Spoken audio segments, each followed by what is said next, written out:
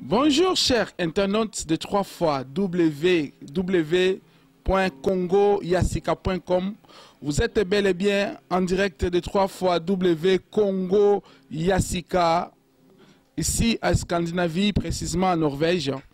Nous sommes venus par cette occasion vous souhaiter nos meilleurs vœux de longévité, nos meilleurs vœux à tous les combattants et les combattantes éparpillés dans le monde entier.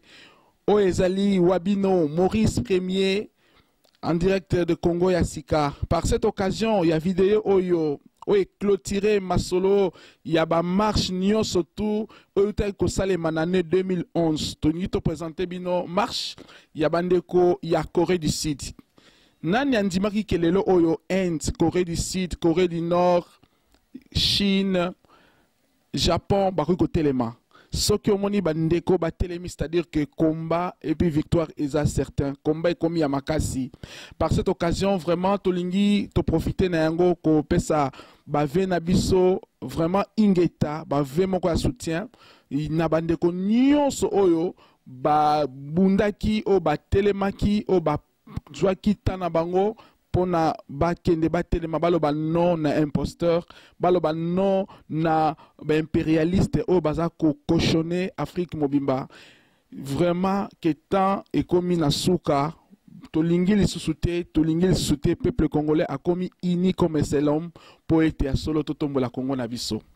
Yangwana bomoninga inaye koloba merci nabino. Sans plus tarder, tolingi toloba na ba tête affiche parce que tous on a liste moulaï to ko kakobenga te ko pesa ba remerciement te pe ba ve na bisote à combat. Tout le temps ba tête affiche à chaque pays. Alors place ma solo ya kombe banda na bandeko o baza na Londres, bandeko baza na Angleterre, vraiment ba ve na biso yango to souhaiter nabino à partir il y a Norvège oyo ezali humble serviteur nabino Maurice Premier o asimi masolo il y a média awana Scandinavie. Alors tokiti na bandeko il y a France tomoni yuyu motumo sikuna yuyu ba meilleur venayo oyo combat eza mulai vraiment Nzambe a pesa sous makasi a pambola yo pour te continuer vraiment et tumba oyo la victoire sera bien sûr certaine. Alors to talibande ko ya Belgique kuna topesi Bajano Kabuya topesi ba Henri Moke topesi ba o nyonso ba ebani ba odombo na kati ya komba oyo munene oyo bozo kolingisa mokili pona peuple congolais. Alors Nzambe apesa bino sagesse abate la bino apesa bino mayele parce que combat oyo ezo na besoin kaka ya force physique te mais plus na intelligence. Yango na bana Scandinavie pour vous informer ba outi ko créer ce qu'on appelle le bureau de stratégie de combattants congolais. Bureau de stratégie de combattants congolais ezali ko kamama et pas ya MD serviteur na bino Maurice Premier. Alors, émission Mobangé Nango pona kopé Sabino, bureau de stratégie de combattants congolais et Zalinini. En plus, il y a physique. Tout ça, on a besoin de bâton maïle. Il y a Zali en gestation à la carte na Norvège.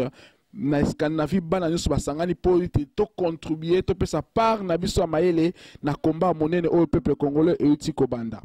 Alors to pesi susu mbote na bandeko na Italie kuna place bozali totala kibino ndenge vraiment bo brave courage na bino na makambo bozo sala na yebi ke mokil mombezo landa sympa pe azali koyoka et puis il y aura toujours des changements parce que solution eza pour na peuple congolais moko atelema bandeko ya Espagne ingeta na bino yangwana kobanda lelo à travers bureau de stratégie de combattants de congolais oyo nga naza ko représenter mbote ya ba combattants et komi ingeta peut-être ndeko na ingeta maboko mibale ingeta toujours surtout ya robeta maboko mibale boye c'est wa Congo parce que to lobi ke tozo préparer que langue ya Kikongo et kokoma langue ya ba combattant parce que lingala batunyo so bayebi yango moni azana yeka muta Congo te mais ayebi lingala azo profiter na yango mais Kikongo nde okoma langue ya ba combattant à travers Papa Simo Kimbango. Alors lisolo oyo sangisi biso ezali bana ya Corée ba telemi cette fois-ci yango nde clôture ki masolo ya ba marche nyonso tout parce que basala yango na dernière marche ya ba combattant et salemaki na Corée du Sud wana ezalaki réalisé par ndeko na biso tobengi Tchétchénobile oyo asi kosala ba image ya kafu kafu et puis azali parmi ba combattant minene na kati na mboka ya Corée ya to profiter ko pesa pe na lomboto oyo azali doyen ya ba congolais na kati ya mboka ya Corée bino bana Corée boyi masolo ndenge nini banda pe ba solo ndenge zo kende so bino bo telemi c'est-à-dire quoi bozana extrême de la extrémité de la terre kuna na nord na 38e parallèle oh na mona 38e parallèle te placement ba koma ya kafu ka fesalema faute na bana Corée ba ko sabino qu'est-ce signifie 38e parallèle ba banga raté bana wana. Alors, Masolo, vraiment félicitations na bao nyos ba qui marche wana na Corée du Sud. Félicitations na bino. Combat marche on est silito les gars deux billes à marche Bokolanda bureau de stratégie de combattant congolais osala directement la communication na bino pour on pesa ba stratégie ndeni ko salema. Alors tozali ko travailler na ba plateforme nyo surtout il y a ba combattant pour être zo senga siko likama mayele. Alors to pesi mbote to lobaki pa Tchétché au réalisateur à vidéo bozolanda ya bana Corée lomboto place azali ndeko nyonso surtout oyo bo yebi Congo ya sika tozo encourager bino na marche oyo bosalaki ezaki vraiment marche moko malamu mingi. Alors bo continuer bo lembate. Alors mbot na biso na Australie place bazali oyo nyonso surtout badakita na bango pe ba ko multiplier suta na bango pona que Congo ezwa vraiment victoire. Alors, to bosanité kopé sa bana ya Norvège, puis ya Suède, puis ya Danemark, puis ya Finlande, puis ya Islande, mbote na bango. Alors, sans plus tarder, to pesi mbote na bana ya Suède, oyo ba otipe ko ça la peu marche na bango ezaki dernière marche, parmi ba dernière marche année 2011. Félicitations na oyo bosalaki. Awa na kati na Norvège, to pesi mbote et pas ya Blaise Alingi café noir de la Norvège, Basili Poupa, Tobo Sanité, Séguin Mignon, Topesi mbote na bakulutu na biso lokola Jean-Claude Wabeya, Léonard Mpoyi, et puis na Trondem, toujours Trondem, Topesi mbote et pas ya oyo babengaka Chekevara, Mwasi, Mobali ya Mireille, et puis na bavie na biso lokola Papa Guy, lokola bavie mingi bazakuna oyo baza na sima ya combat. Combat ya biso ezali combat ya ba tribité, combat ya ba langue te, mais ezali combat intérêt mboka pour être ya solo kimia et kota na kati na mboka. Alors, Itumbala biso faisala aussi, to utilisant la façon moko ya bolingo. Pourquoi? Parce que na travers combat oyo bato va profiter pour nous séparer le peuple congolais parce que ça tout ça séparé to comme faible et puis ba ennemi ba koye ba kokota.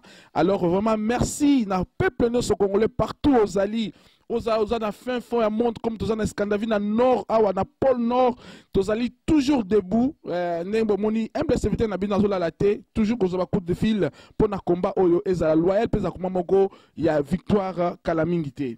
Alors mbote na ba oyo surtout bozo landangai na chienne Francis kuna Francis na chi topesi mboteli susu na Glodis kuna journaliste na biso ya mwasi asimbi makambo kuna na Bergen puis ba nyonso ba yebi ke Congo ya sikelalité ezotelema radio pezali koya ba merci na bino ma bana ya Hong Kong bana Chine bana ya France ya Belgique partout bozali na Amérique surtout na Canada. Yves mbote na yo parce que vraiment contribution na ezali mon nene média mondial na kati ya misala zo sala na Canada et puis na Belgique Jean-Jacques Kuna.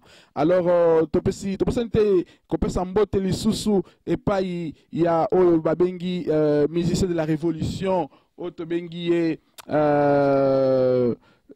donc comme ce kima ozape mbote na yo merci mingi bolanda vidéo oyo eza vidéo moko esalemi pa Tchétchénobile bana ya Corée du Sud basali eloko moko munene bolanda sans plus tarder. Mulumba le numéro 11 Ngeta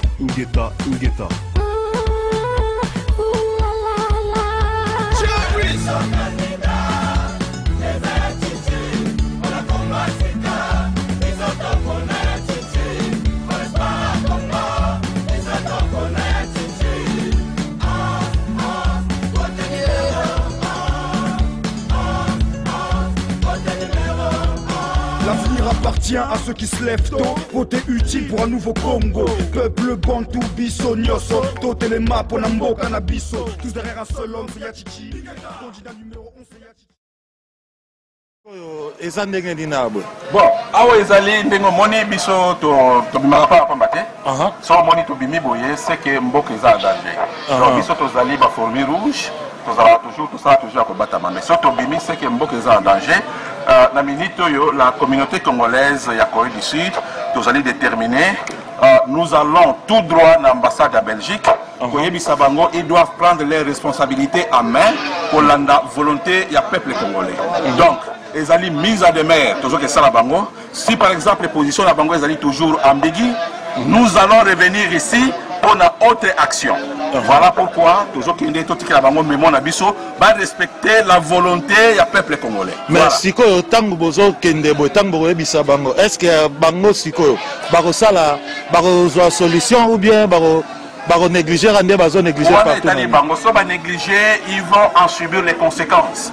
Biso toujours qu'il est pour la mise en demeure, so va respecter mise en demeure on a été, nous allons revenir. Voilà. OK, ça va.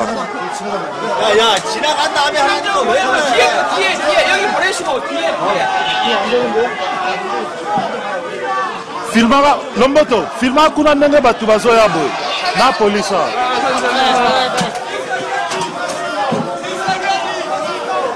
Ah ne makambo yango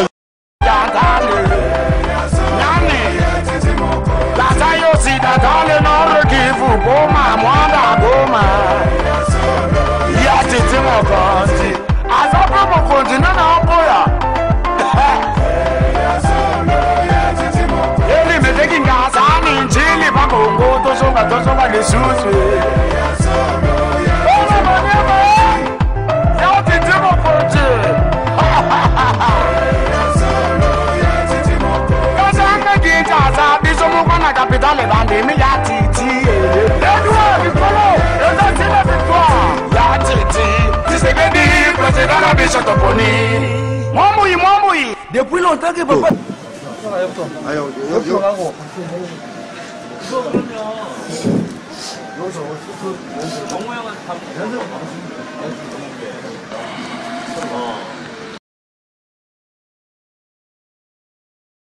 Nous sommes les Congolais, les Haïti, de la diaspora congolaise, en Corée du Sud. Nous venons vous donner notre mémo à propos de ce qui se passe au Congo. Nous, Congolais, nous avons des liens de fraternité, nous avions des liens de paternité avec la Belgique. Mais nous comprenons actuellement que la Belgique joue les jeux du diable. La Belgique est parmi les plaques tournantes du complot contre les Congolais. Alors, vous êtes sans ignorer de ce qui se passe chez vous avec la communauté congolaise, par tous les membres.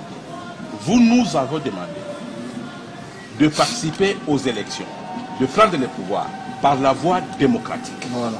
Nous nous sommes inclinés, nous avons participé aux élections. Le peuple congolais a parlé, nous avons voté, vous le savez très bien. Mais vous ne voulez pas reconnaître la voix du peuple congolais et vous voulez cautionner la démocratie au Congo, vous voulez cautionner ce qui se passe au Congo pour supporter un vaurien que vous avez ramassé au Rwanda, que vous avez placé au Congo. Vous savez très bien comment est-ce que c'est chauffeur taximan encore et a été parachuté au Congo. C'est avec votre frère Louis Michel. Vous le savez. Donc, nous vous donnons ce moment et nous vous demandons de demander à votre gouvernement d'éclaircir la politique de la Belgique. Nous ne voulons pas la politique de deux poids, deux mesures. Nous avons parlé, nous avons voté, reconnaissez la voix de la population congolaise. Un point, un trait. Alors, nous sommes déterminés.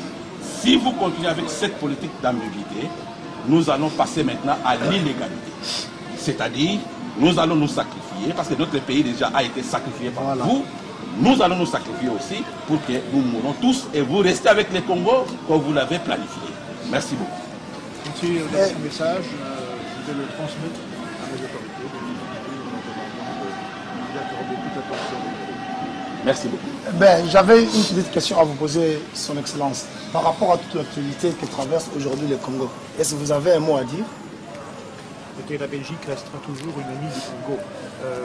Et nous examinons évidemment les circonstances en toute objectivité.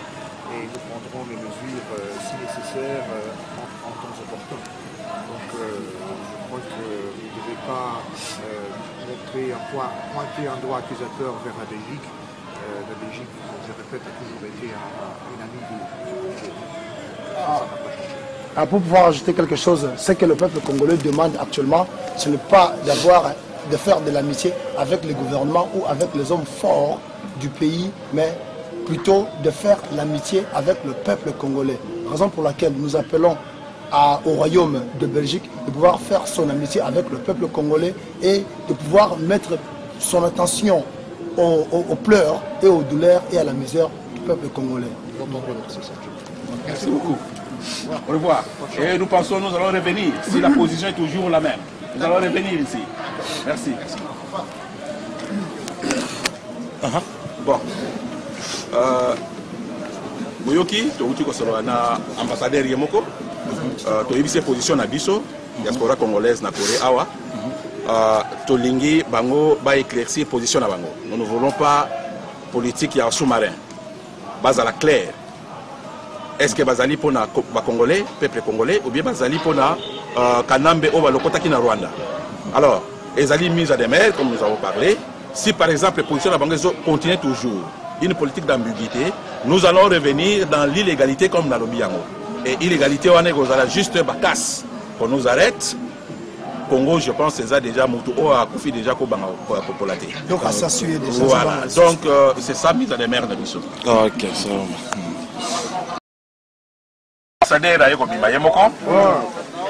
Tu expliquer Yeboye. Tu expliquer Yeboye. Bissot Toye Awa pour la mise en demeure. C'est-à-dire quoi? Bango, occidentaux, européens, américains, parce que c'est un abysse africain.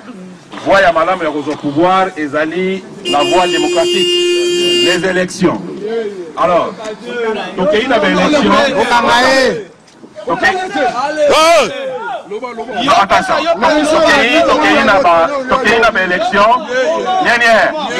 a une élection et le peuple congolais à l'Obaki. Alors, pourquoi? Voyez peuple congolais, Bolingi qu'on reconnaître Yangote, Bolingi qu'on a confiance dans un Vorien, Oyobora Masaki na Rwanda, na Congo, par Bino, Belge, en l'occurrence Louis Michel. Alors, Malasima, cette position de Bino, ils ont continué toujours Ndengwana. Tokoya, Siko, Yokona, illégalité, et Panza.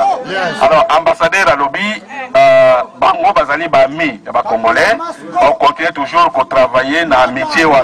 Alors, notre frère Peter a posé une question. Yakoloba, est-ce que Bozali Nassima, il y a peuple congolais, ou bien Bozali Nassima, il y a assassin? Il y a le but, le peuple congolais, on continue toujours. C'est-à-dire que, si on a une ambassade des États-Unis, tous les Kananzela, il y a illégalité. S'il vous plaît, donc il y a Kananzela moko normal. Donc, un groupe va métro, il y a Kwangamoun, Bana, il y a une voiture, donc il y a Bango. Donc, il y a Kwangamoun, il y a métro, merci beaucoup. Les Congo,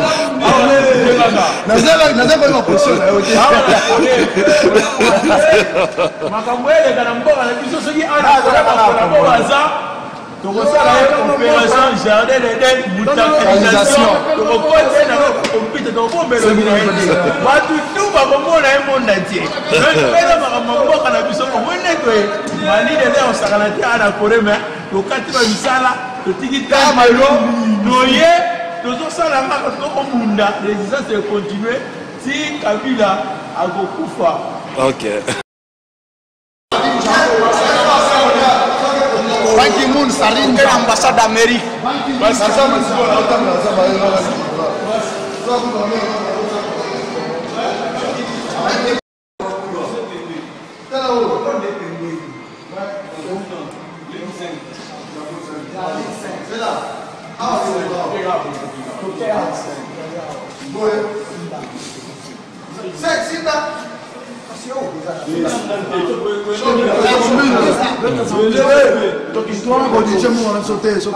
Taximen à Tanzanie, un taximen à Tanzanie, mais on comprend que je suis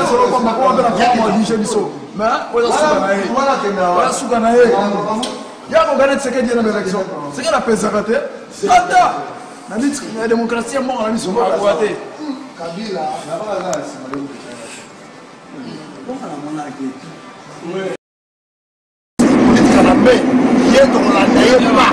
Avant l'ambassade de Belgique, c'est que l'ambassade des États-Unis, on a que non, Obama a dit killer, le la Kabila.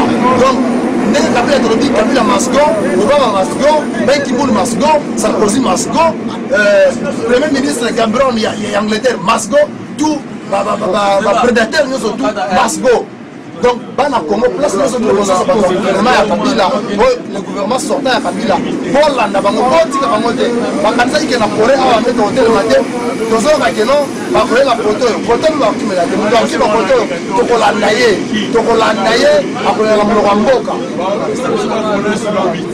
Kabila peut le Kabila peut attendre la mboka Lukuta biso tozali ba tovanda la mboka bandaka Kabila tanga awate à négocier à l'université ba Kabila ba diplôme on est en train de faire de la comédie, la plus grande comédie de ce monde. Ba benga Kabila que non, Kabila est docteur en quoi? Docteur en quoi? Un président de la République francophone. C'est là, Lomboto. Yo pour vous mêler à boy. Est-ce que depuis yo ya au mona wapi en école nini ya tangaka? Kabila c'était l'aventurier. Tu dis écoutez. Tout le monde dit qu'on va passer la image dans l'université. Attends, ils ont mambo le kuta. Bon. Batterie c'est mieux. Voilà les ziki na emimi na leli na mboka na ngai ndaka ti na okima Kabila dégage Kabila mulakara Kabila il monte yo kate pani mutchala yo il monte yo sera mani chikuso yo Kabila il monte chala mulakara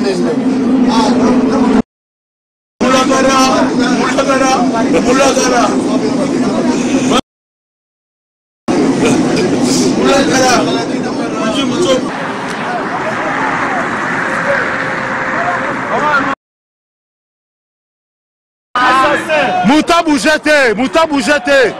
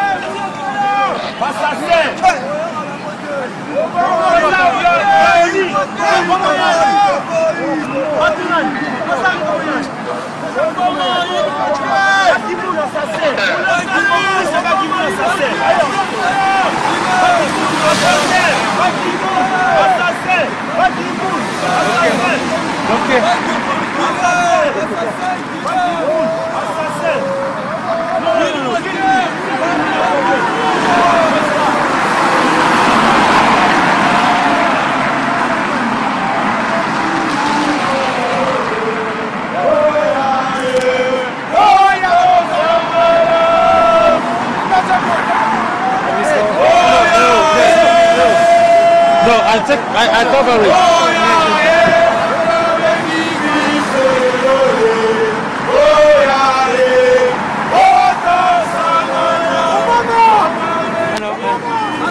Enter the scale, please.